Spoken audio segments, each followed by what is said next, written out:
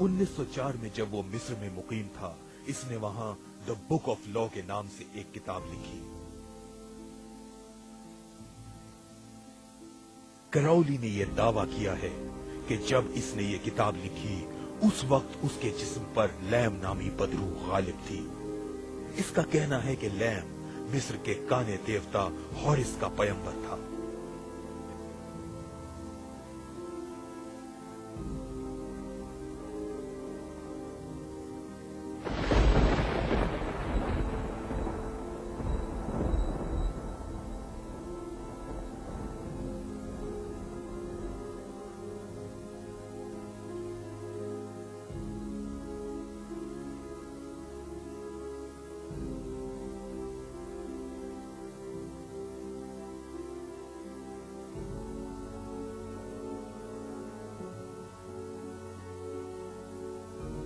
करौली ने इस जमाने में हिटलर से भी खुफिया मीटिंग की थी।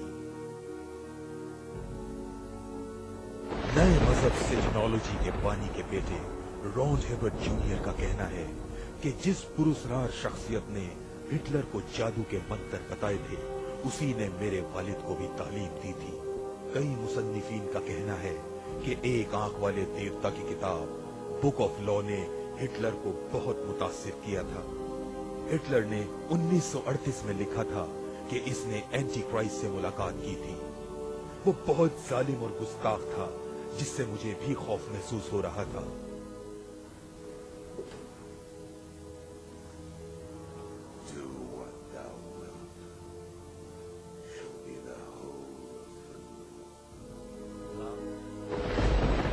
बुक ऑफ लॉ में लिखा है कि जो तुम चाहोगे वो ही कानून का दर्जा रखता है। इस किताब का पैगाम यह है कि क़ारीन खुदा को भूल जाएं और किसी भी अमल का कोई नतीजा नहीं होता।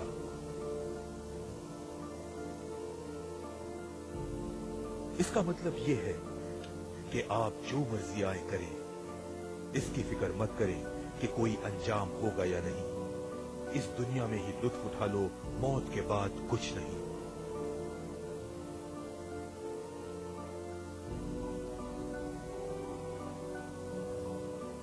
इस बात को जहन में रखें कि एलिस्टेयर करौली को फ्री मेसन सोसाइटी की जानिब से 33वां लेवल दिया गया था, जो इस खुफिया तंजीम का सबसे ऊंचा दर्जा रखता है।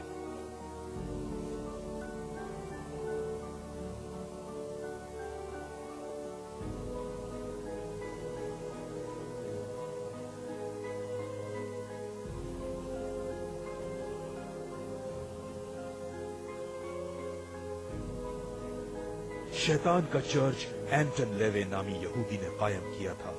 एंटन की शैतानी बाइबल करौली की बुक ऑफ लॉ से माखूज है।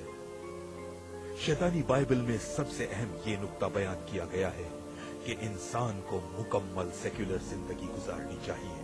खुदा की जात से इनकार और कयामत के बाद जिंदगी से इनकार भी इसके सुनहरी उसूल हैं। इस तरह शैतान का पैरोकार अपनी पूरी जिंदगी दुनियावी लज्जतों के हुसूल में सर्व कर देता है और समझता है कि इस जिंदगी के बाद कोई जिंदगी नहीं। हजारों साल से मुख्तलिफ मज़ाहिब लोगों को हिदायत दे रहे हैं कि ये करो और ये ना करो। सब कुछ एक खास शख्स के इशारे पर होता रहा है। हम शैतान के पैरोकार हैं, लेकिन हम भी ये महसूस करते हैं कि जो शख्स खुद अच्छा है वही दूसरों के लिए अच्छाई का सोच सकता है। इस हवाले से हमारी सोच ये है कि सबसे बड़ा गुनाह अपने आप को धोखा देना है। हमारा मजहब बहुत खुद गर्जाना है। हम लालच, खुदगर्जी और नफसानी ख्वाहिशात को दुष्ट समझते हैं, क्योंकि यही इंसानी फितरत है। हमने एक काम किया है कि हमने रवायत को उल्टा चला दिया। हमने लोगों में हिचकिचाहट खत्म करने की कोशिश की है। मैं किसी भी जिनसी ख्वाहिश को पूरा कर सकता हूँ और इस तरह की हरकत करने में शर्मिंदा नहीं होता, और न ही मुझे इस बात का खौफ है कि जिरगा या अखलाकी काउंसिल मेरे खिलाफ केस करेगी। हम ये चाहते हैं कि इंसानों को अपनी पसंद का हर काम करने की आज़ादी होनी चाहिए। अगर कोई लड़की इसकाते हमल कराना चाहती है तो इसमें किसी किस्म की रुकावट नहीं होनी चाहिए।